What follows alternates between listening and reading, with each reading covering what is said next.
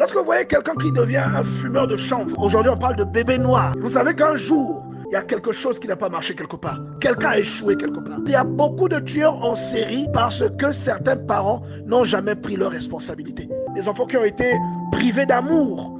C'est des personnes après qui deviennent nuisibles pour la société. Il y a beaucoup de tueurs en série parce que certains parents n'ont jamais pris leurs responsabilités. Certaines personnes qui ont beaucoup d'argent, qui n'ont pas toujours le temps d'élever leurs enfants eux-mêmes, de demeurer là en famille pour inculquer certaines valeurs. Ce sont des enfants qui ont été trop gâtés, des enfants qui ont souvent été envoyés loin de leurs parents. Le tout, ce n'est pas de payer les cours dans une bonne école, mais votre présence est la chose la plus importante auprès de votre enfant. Parce que l'enfant a besoin d'un modèle, l'enfant a besoin d'un repère. Il doit vous regarder faire, il va imiter, parce qu'il est plus facile à un enfant de reproduire ce qu'il voit que de faire ce qu'on lui dit de faire.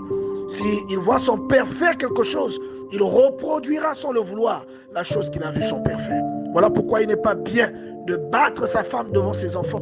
Il n'est pas bien d'injurier son mari devant ses enfants, parce que tout cela contribue à détériorer ce que Dieu a déposé dans votre enfant. N'encouragez jamais le mauvais comportement d'un enfant. Non parce que c'est un enfant unique.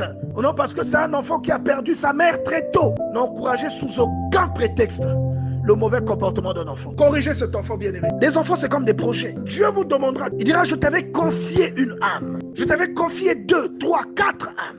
Qu'est-ce que tu en as fait? Comment les as-tu orientées? Comment les as-tu positionnées? Que sont-elles aujourd'hui? Regardez en Occident, regardez l'ancienne génération qui respectait encore ses parents, qui savait encore dire bonjour, merci et au revoir. Ça, c'est la culture que Dieu a insufflée depuis le départ. Et regardez la génération d'aujourd'hui, la pensée qui domine l'Occident, qui veut qu'on ne puisse pas corriger ses enfants, qui crie sur les parents, qui dit papa, tu es malade ou quoi? Est-ce que vous imaginez en Afrique un enfant dire ça à son père, papa, tu es malade ou quoi? Il y a cette chose dans notre culture, il y a cette pudeur dans notre culture. Il y a des choses qu'un enfant africain ne peut pas dire devant son père. Il y a des choses qu'un enfant africain ne peut pas faire devant sa mère. Et même l'enfant du voisin, lorsqu'il dit un gros mot devant toi, tu as le droit de le talocher. Vous voyez? Donc ça, c'est la culture que Dieu a insufflée depuis le départ. Mais ceux qui décident de s'en séparer, regardez comment les enfants parlent à leurs parents. Des enfants qui agressent leur maîtresse. Et aujourd'hui, à cause des réseaux sociaux, c'est un comportement qui commence à venir chez nous. Parce qu'il y a quelqu'un qui a vu un enfant gifler son professeur, même dans nos écoles, ces choses-là commencent à arriver. Et la Bible dit une correction sévère. Attention, correction, ça ne veut pas toujours dire chicoter. Non, il y a plusieurs types de correction. Et il dit une correction sévère menace celui qui abandonne le sentier. Celui qui est la réprimande mourra.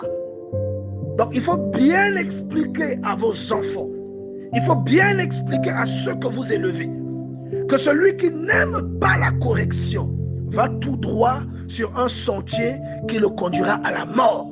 Soyez sévère avec votre enfant. Proverbe chapitre 29 verset 15. La verge et la correction donnent la sagesse. C'est que les fondements sont placés dès l'enfance. Une fois qu'un fondement est placé, même lorsque les perturbations arrivent, la personne peut flancher à gauche ou à droite.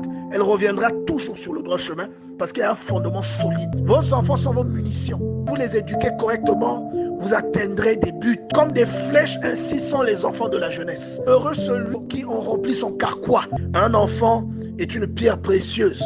Vous devez la tailler, vous devez lui donner de la valeur et vous devez la propulser.